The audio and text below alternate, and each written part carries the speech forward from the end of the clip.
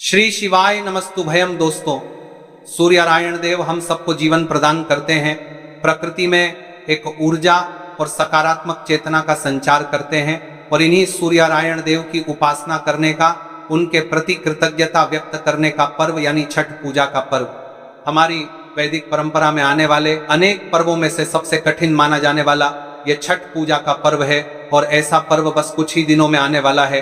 तो चलिए आज के इस वीडियो में जानते हैं कि इस बार छठ पूजा कौन से दिन आ रही हैं, इस दिन के शुभ मुहूर्त कौन से हैं, नहाय खाए कौन से दिन से शुरू होगा और सप्तमी तिथि पर छठ पूजा पर्व का समापन करते हुए प्रातः काल में सूर्य देव को अर्घ देने का समय क्या रहेगा। इन सभी विषयों पर आज हम विस्तार से चर्चा करने वाले हैं, तो अंत तक इस वीडियो में बने रहिएगा और अगर अच्छा लगे तो इसे लाइक करके बाकी परिवारजनों को भी शेयर कर दीजिएगा। तो आइए आज का छठ पूजा कब है यह विस्तृत वीडियो आरंभ करते हैं। इस बार छठ पूजा का मुख्य पर्व मनाया जाएगा 27 अक्टूबर 2025 सोमवार के दिन।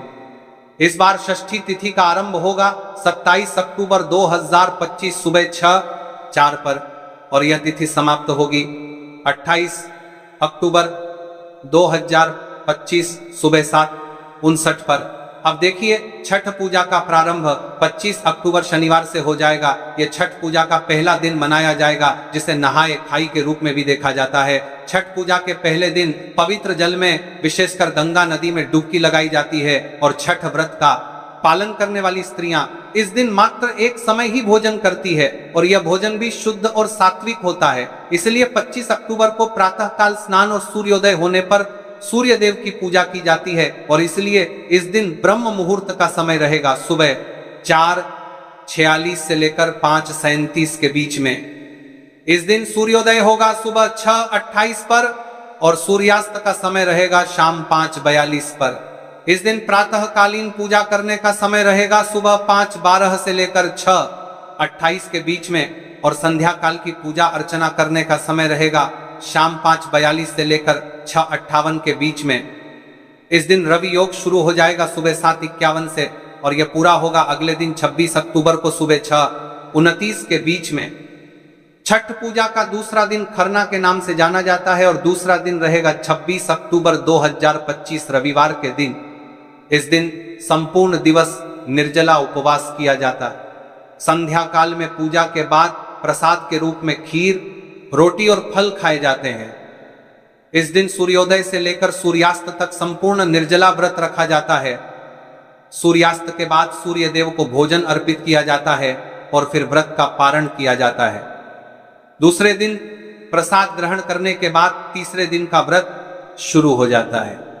इसलिए 26 अक्टूबर 2025 रविवार को छठ पूजा के दूसरे दिन प्रातः ब्रह्म मुहूर्त का समय रहेगा सुबह 4:45 से लेकर 5:38 के बीच में और सूर्योदय होगा सुबह 6:29 पर। शाम को सूर्यास्त का समय रहेगा शाम 5:41 पर। तो इस प्रकार सुबह 6:29 से आप अपना निर्जल व्रत आरंभ कर सकते हैं और सूर्यास्त के समय यानी कि शाम 5:41 के बाद सूर्य देव को भोजन अर्पित करने के बाद व्रत का पारण कर सकते हैं। इस दिन प्रातः काल में पूजा अर्चना करने का समय रहेगा सुबह 5:12 से लेकर 6:29 तक और संध्या काल में सूर्य देव को भोजन अर्पित करने की और अन्य पूजा करने का समय रहेगा शाम 5:41 से लेकर 6:58 के बीच में। इस दिन सर्वार्थ सिद्धि योग सुबह 10:46 से शुरू हो जाएगा और वह चलेगा अगले दिन सुबह 6:30 तक। रवि योग भी इस दिन लग रहा है जो कि लगेगा सुबह 6:29 से लेकर 10:46 के बीच में। चलिए अब बात करते हैं छठ पूजा का तीसरा दिन यानी कि मुख्य दिवस, जिसे वास्तव में छठ पूजा के नाम से जाना जाता है। वह इस बार आ रहा है 27 अक्टूबर 2025 सोमवार के दिन। इस दिन भी फिर एक बार संपूर्ण दिन निर्जल व्रत रखा जाएगा और अस्त होते हुए सूर्य को अर्घ दिया जाएगा और इस दिन का यह प्रमुख अनुष्ठान माना जाता है। यह वर्ष का एकमात्र दिन और समय होता है जब अस्त होते हुए सूर्य को अर्घ अर्पित किया जाता है और फिर तीसरे दिन का उपवास संपूर्ण रात्रि तक चलता है और तीसरे दिन का उपवास अगले दिन सुबह सूर्योदय के बाद पारण किया जाता है। इस दिन सूर्यास्त के समय नदी या तालाब के किनारे पर जाकर सूर्य देव को अर्घ अर्पित किया जाता है और इसीलिए यह छठ पूजा का सबसे महत्वपूर्ण दिन होता है। जब अस्त होते हुए सूर्य को अर्घ अर्पण किया जाता है। तो आइए अब हम देखते हैं कि 27 अक्टूबर 2025 सोमवार के दिन छठ पूजा वाले दिन शुभ मुहूर्त कौन कौन से हैं। तो इस दिन प्रातः ब्रह्म मुहूर्त का समय रहेगा सुबह 4:45 से लेकर 5:38 के बीच में। इस दिन सूर्योदय होगा सुबह 6:30 पर और सूर्यास्त का समय रहेगा शाम 5:40 पर। इस दिन प्रातःकालीन पूजा के लिए समय मिल रहा है हमें सुबह 5:30 से लेकर 6:30 के बीच में और संध्या काल में सूर्य देव को अर्घ अर्पित करने का और संध्याकालीन पूजा करने का समय रहेगा शाम 5:40 से लेकर 6:57 के बीच में। इस दिन रवि योग रहेगा दोपहर में 1:27 से अगले दिन सुबह 6:30 के बीच में। अब छठ पूजा के चौथे यानी कि अंतिम दिवस यानी कि 28 अक्टूबर 2025 मंगलवार के दिन सुबह सुबह उगते हुए सूर्य को अर्घ अर्पण किया जाता है और इसे उषा अर्घ के नाम से जाना जाता है। सूर्य देव को अर्घ देने के बाद 36 घंटे का उपवास पूर्ण किया जाता है और फिर प्रसाद वितरण किया जाता है। इस दिन सूर्य देव को विभिन्न प्रकार के साग, फल, फूल इत्यादि अर्पित किए जाते हैं। उनसे परिवार और समाज की सुखाकारी और कल्याण के लिए प्रार्थना की जाती है। तो इस छठ पूजा के अंतिम दिन पर यानी 28 अक्टूबर को सुबह ब्रह्म मुहूर्त का समय रहेगा सुबह 4:48 से लेकर 5:39 तक और सूर्योदय होगा सुबह 6:30 पर। इस दिन प्रातःकालीन पूजा अर्चना के लिए समय रहेगा सुबह 5:13 से लेकर 6:30 बजे तक का। छठ पूजा के इस अंतिम दिन पर विशेष त्रिपुष्कर योग बन रहा है जो कि शुरू हो जाएगा दोपहर में 3:45 से और यह पूरा होगा अगले दिन सुबह 6:31 पर और रवि योग बन रहा है सुबह 6:30 बजे से लेकर दोपहर में 3:45 पर। छठ पूजा के इस विशेष पर्व को प्रतिहार डाला छठी या फिर सूर्य षष्ठी के नाम से भी जाना जाता है। छठ पूजा वास्तव में प्रकृति को समर्पित एक पर्व है जिसमें सूर्य देव और छठी मैया की पूजा होती है। यह पर्व 4 दिनों तक चलता है और उसका आरंभ चतुर्थी तिथि से हो जाता है और समापन सप्तमी तिथि पर होता है। छठ पूजा वाले दिन इस व्रत का पालन करने वाले भक्त कमर तक जल में प्रवेश करते हैं और फिर सूर्य देव को अर्घ्य प्रदान करते हैं। यह पर्व भगवान सूर्य देव को समर्पित है। छठ पूजा के 4 दिनों में भगवान सूर्यनारायण देव की पूजा की जाती है और यह व्रत मुख्य रूप से स्त्रियां अपने संतानों की कुशलता और परिवार की सुखाकारी के लिए करती हैं। वैसे तो छठ पर्व मुख्य रूप से षष्ठी तिथि के दिन ही मनाया जाता है, लेकिन इसका आरंभ नहाए खाए से हो जाता है। यानी छठ पर्व की शुरुआत में पहले दिन नदियों में स्नान करके भात, कद्दू की सब्जी और सरसों का साग एक समय खाए जाते हैं। दूसरे दिन खरना किया जाता है जिसमें शाम के समय प्रति गुड़ की खीर बनाकर छठ मैया को भोग लगाते हैं और फिर पूरा परिवार इस प्रसाद को ग्रहण करता है। तीसरे दिन छठ का पर्व मनाया जाता है जिसमें अस्त होते हुए सूर्य को अर्घ दिया जाता है और इस दिन निर्जल व्रत होता है और चौथे दिन सप्तमी तिथि को उगते हुए सूर्य को अर्घ देकर छठ पर्व को समापन किया जाता है। इस दिन भगवान सूर्यनारायण को भोग में ठेकुआ, मालपुआ, चावल के लड्डू, फल और नारियल अर्पित किए जाते हैं। छठ पूजा को सबसे कठिन व्रतों में से एक माना जाता है क्योंकि इसमें 4 दिनों की अवधि के दौरान भक्त कठोर नियमों का पालन करते हैं। यह व्रत परिवार की सुख समृद्धि, संतान के दीर्घायु और रोग मुक्त जीवन के लिए किया जाता है। छठ पूजा के 4 दिनों के दौरान भगवान सूर्यनारायण की पूजा अर्चना करने से हमें नवीन ऊर्जा और सकारात्मक ऊर्जा की प्राप्ति होती है। दोस्तों, छठ पूजा का व्रत ऐसी महिलाएं गलती से भी ना रखें, अन्यथा आपकी संतान की मृत्यु हो सकती है, पति पर भारी संकट आ सकते हैं, उल्टा आप पाप के भागीदार बन सकते हैं। ऐसी महिलाएं छठ पूजा से रहे दूर। दोस्तों, कार्तिक मास की षष्ठी को छठ मनाई जाती है। छठे दिन पूजी जाने वाली षष्ठी को बिहार में आसान भाषा में छठी मैया कहकर पुकारना है।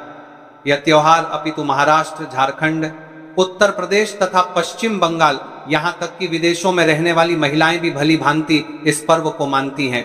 मान्यता है कि छठ पूजा के दौरान पूजी जाने वाली यह माता सूर्य भगवान की बहन है, इसीलिए लोग सूर्य को अर्घ्य देकर छठ मैया को प्रसन्न करते हैं। वहीं धर्मशास्त्र और पुराणों में मां दुर्गा के छठे रूप कात्यायनी देवी को भी छठ माता का ही रूप माना जाता है। छठ मैया को संतान देने वाली माता के नाम से भी जाना जाता है। मान्यता है कि यह पर्व संतान के लिए मनाया जाता है। खासकर वह जोड़े जिन्हें संतान की प्राप्ति नहीं हुई है तो वह छठ का व्रत रखते हैं। वहीं सभी अपने बच्चों की सुख शांति के लिए मनाते हैं। लेकिन क्या आप जानते हैं, कुछ ऐसी महिलाएं भी हैं जिन्हें छठ पूजा का व्रत गलती से भी नहीं रखना चाहिए। ये सबसे बड़ा घोर पाप माना जाता है। महिलाएं ऐसी गलती कभी ना करें। तो चलिए जानते हैं। देखिए, सबसे पहले अपनी राशि कमेंट बॉक्स में जरूर डाल दीजिएगा। यदि आपकी राशि के अनुसार हमारे पास कोई उपाय होगा तो वह आकर हम आपके कमेंट के रिप्लाई में बता देंगे। और हाँ, एक लाइक जरूर करें। जय हो छठी मियाँ की। दोस्तों, शास्त्रों के अनुसार जो लोग अधूरी शादी करते हैं वह शास्त्र का अपमान करते हैं। अधूरी शादी जैसे कि कोर्ट मैरिज और शादी के बिना ही संतान की उत्पत्ति कर देना सबसे बड़ा पाप है। ऐसे में छठ पूजा का व्रत ऐसे लोगों को अपनी संतान के लिए कभी नहीं रखना चाहिए, क्योंकि आपने हिंदू रीति रिवाजों के अनुसार 7 फेरे नहीं लिए। और वहीं बिन शादी के जब ऐसे लोग साथ में रहते हैं तो समाज में ऐसा रिश्ता कलंकित होता है। दोस्तों, बहुत से लोग ऐसे हैं जो भागकर शादी करते हैं और परिवार को दुखी कर देते हैं। माता पिता को समाज में कलंकित करते हैं, देते हैं। माता पिता को रुलाते हैं, परिवार को रुलाते हैं, समाज को बदनाम करते हैं। ऐसे लोग पूरे जनजीवन समस्त संसार के लिए श्रापित हैं। देखिए, परिवार को रुलाकर हमेशा रिश्ते अनर्थ ही होते हैं, रिश्ते जुड़ते नहीं हैं। इसीलिए जो लोग भागकर शादी करते हैं और कोर्ट मैरिज कर लेते हैं, 7 फेरे नहीं लेते हैं, हिंदू रीति रिवाज के साथ शादी नहीं करते, विवाह नहीं करते, तो उनके लिए यह व्रत उचित नहीं है। 7 फेरे का मतलब होता है आपने अग्निदेव का आशीर्वाद लिया, 33 कोटि देवी देवता का आशीर्वाद लिया, माँ बाप का आशीर्वाद लिया, परिवार का आशीर्वाद लिया, समाज को सम्मान दिया।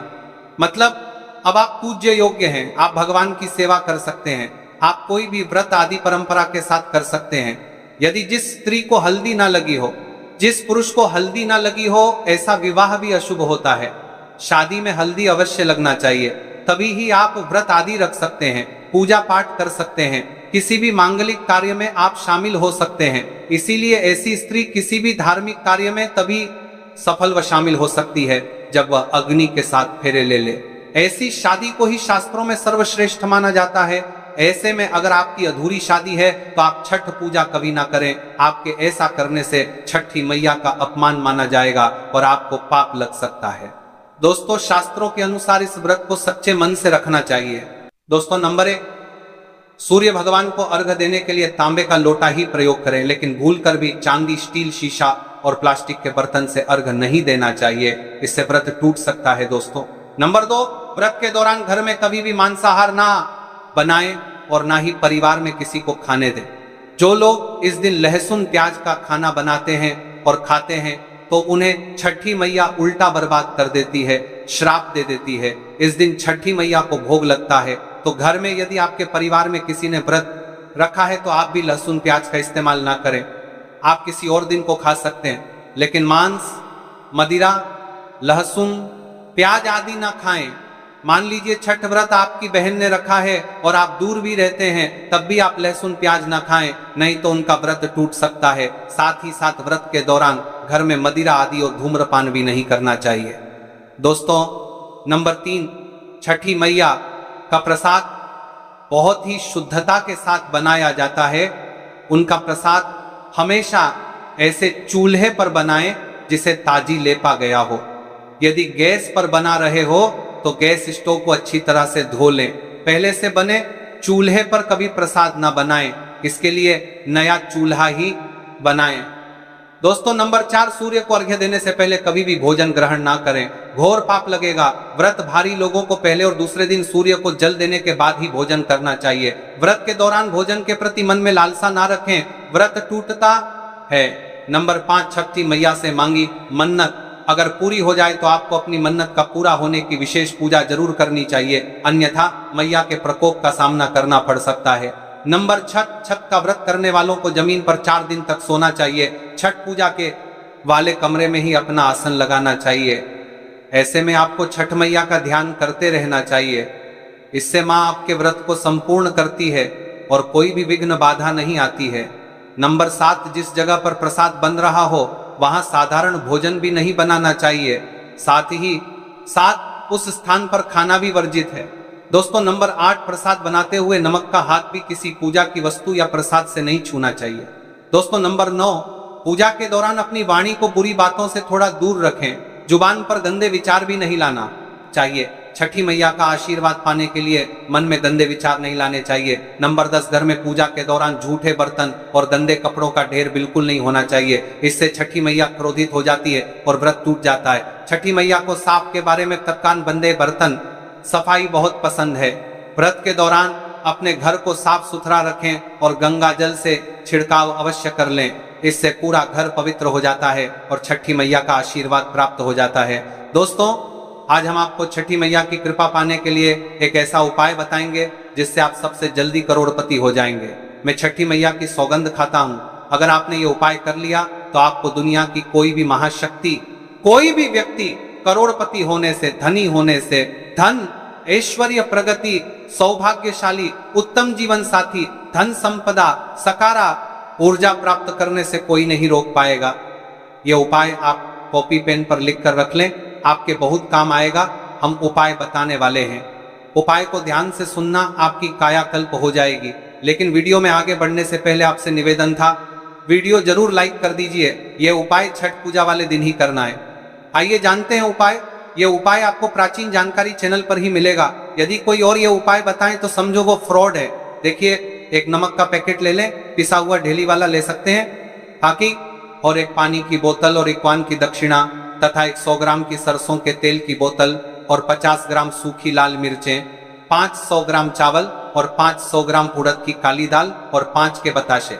ये सभी 8 सामग्री एकत्रित कर लें, किसी कपड़े में बांध लें या थैली में ले लें। सभी सामग्री को मिक्स मत करना, अलग अलग पैकेट में एक ही थैली में डाल लें। अब अपने शिशु के ऊपर से, संतान के ऊपर से 7 बार उतारा करें। अब ये सामग्री किसी गरीब व्यक्ति को दान में दे देना। मैं छठी मैया की सौगंध खाता हूं,